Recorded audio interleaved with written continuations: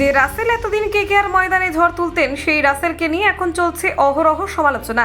এমনকি কেকেআর থেকে রাসেলকে বাদ দেওয়ার মতো প্রসঙ্গও উঠছে। কিন্তু সত্যিই কি রাসেলকে বাদ দেওয়া হবে নাকি নেওয়া হবে অন্য কোনো সিদ্ধান্ত? রাসেলকে নিয়ে ঠিক কি করা উচিত? আদৌ কি দলে রেখে কেকেআর এর ফায়দা আছে? দেখুন, এবার রাসেলকে নিয়ে ঠিক কি করা উচিত সেই প্রসঙ্গে সবকিছুই জানিয়ে দিলেন এই ভারতীয় তারকা। কলকাতা নাইট রাইডার্স এই মরশুমে তাদের পারফরমেন্সের জন্য সমালোচিত হচ্ছে। দলের অন্যতম প্রধান তারকা আন্দ্রে রাসেল ব্যাট হাতে দুর্বলতা প্রদর্শন করেছেন, যা কেকেআর এর খারাপ ফলাফলের একটি বড় কারণ। ভারতের প্রাক্তন কিংবদন্তি স্পিনার অনিল কুম্বলে মনে করেন রাসেলকে সঠিকভাবে ব্যবহার করা হচ্ছে না এবং তাকে আরও উপরের দিকে ব্যাট করতে পাঠানো উচিত। সবচেয়ে লেটেস্ট ম্যাচ বাদ দিয়ে এই মৌসুমে রাসেল 8 ম্যাচে মাত্র 45 রান করেছেন, যার মধ্যে তার ইনিংসগুলো ছিল যথাক্রমে 4, 5, 1, 7, 17 এবং 21 রান। এমন পরিস্থিতিতে কেকেআর এর প্লে অফে পৌঁছানোর আশা ক্ষীণ হয়ে পড়েছে। কুম্বলে মন্তব্য করেছেন যে রাসেলকে যখন প্রয়োজন তখনই মাঠে নামানো হচ্ছে না, তাকে পরে নামানো হচ্ছে যখন দলের চাপ বেড়ে যাচ্ছে।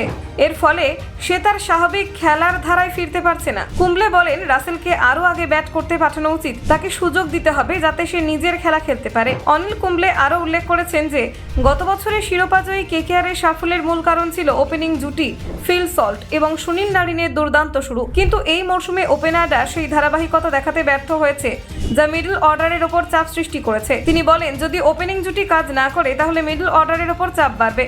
রাসেলের ইনস্টাগ্রাম পোস্টও কিছু প্রশ্ন উত্থাপন করে। সেখানে তিনি একটি ছবি শেয়ার করেছেন যা ইঙ্গিত দেয় যে তিনি হয়তো অবসর নিতে পারেন, যদিও তিনি এই বিষয়ে কোনো মন্তব্যই করেননি। তিনি কি কেকেআরে থাকবেন নাকি অন্য কোনো সিদ্ধান্ত নেবেন? এখন প্রশ্ন হলো রাসেলকে কি কেকেআর থেকে বাদ দেওয়া উচিত অথবা তাকে দলে রাখা উচিত এবং তার জন্য নতুন পরিকল্পনা তৈরি করা উচিত। কুম্বলের মতে যদি কেকেআর তাদের অলরাউন্ডারকে সঠিকভাবে ব্যবহার করতে পারে এবং তাকে উপরের দিকে ব্যাট করার সুযোগ দেয় তাহলে তারা আবার প্রতিযোগিতায় ফিরে আসতে পারে।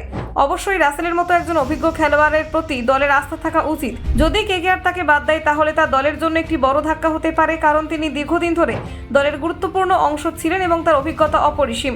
তবে দলটি যদি নিশ্চিত করে যে তারা তাকে সঠিকভাবে ব্যবহার করছে না এবং তার ফর্ম পুনরুদ্ধারে সহায়তা করতে পারে তবে তা দলের জন্য লাভজনক হবে।